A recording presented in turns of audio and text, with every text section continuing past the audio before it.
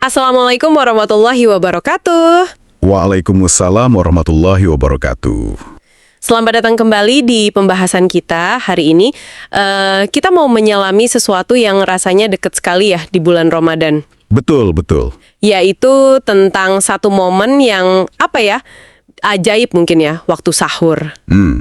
Jadi misi kita simpel aja, kita mau cari tahu kenapa sih sahur itu ternyata jauh lebih dari sekedar isi bensin sebelum puasa. Ini tentang menemukan makna di dalam heningnya pagi buta. Betul, betul. Dan yang langsung menarik perhatian saya ya, ini tuh langsung membalik cara pandang kita. Biasanya kan kita mikir sahur biar kuat, fokusnya fisik banget. Nah ini langsung digeser. Dari urusan perut ke urusan ruh. Dari kenyang jadi berkah. Dan ini jadi kerangka utamanya. Dan kata berkah ini jadi kunci pembukanya ya.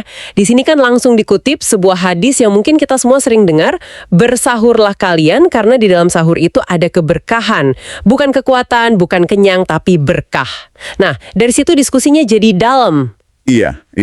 Oke, pertanyaan mendasarnya kan gini, apa sih bedanya kita makan jam 3 pagi dengan, katakanlah, makan jam 12 malam sebelum tidur?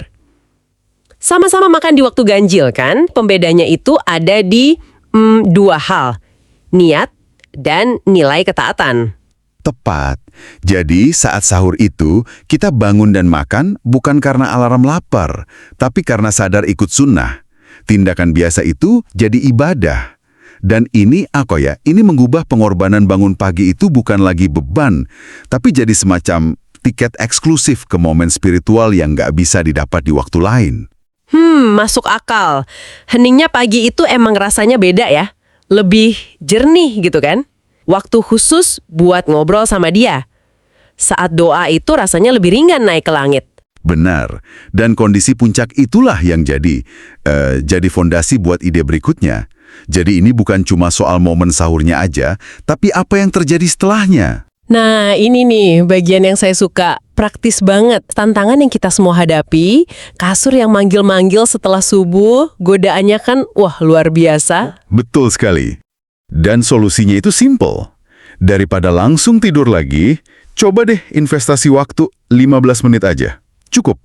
Bisa buat tadabbur, renungin 1-2 ayat, atau zikir pagi dalam diam. Ini menarik.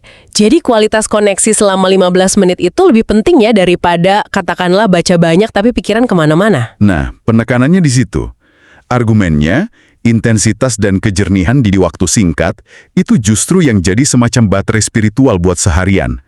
Ketenangan yang kita serap di 15 menit itu jadi cadangan energi buat jaga emosi dan kesabaran di siang hari. Ide kalau kita bisa isi penuh di pagi hari itu benar-benar mengubah cara pandang. Persis. Jadi sahur itu bukan garis start yang berat, tapi semacam pit stop. Isi bensin fisik sekaligus daya spiritual. Jadi kalau kita tarik benang merahnya, Ramadan yang bermakna itu dimulai dari cara kita menghargai sunyinya pagi untuk perbaikan diri. Ada satu kutipan penutup yang kuat banget. Ramadan adalah waktu untuk memperlambat ambisi duniawi dan mempercepat langkah ukhrawi. Intinya sih ngajak kita untuk melakukan pergeseran kecil aja dalam memandang sahur. Bukan lagi rutinitas yang berat, tapi sebuah ritual pribadi yang penuh berkah. Kesempatan emas buat bertumbuh. Dan ini tentu meninggalkan satu pemikiran ya untuk Anda yang mendengarkan. Sebuah pertanyaan untuk dibawa pulang. Betul. Setelah mendengar ini semua, kebaikan kecil apa? Satu saja yang bisa Anda tambahkan dalam rutinitas sahur dan subuh Anda besok pagi untuk menangkap keberkahannya. Mungkin hanya satu tarikan napas di jendela atau meluruskan niat sebelum suapan pertama. Semoga menjadi awal dari Ramadan yang lebih bermakna. Wassalamualaikum warahmatullahi wabarakatuh.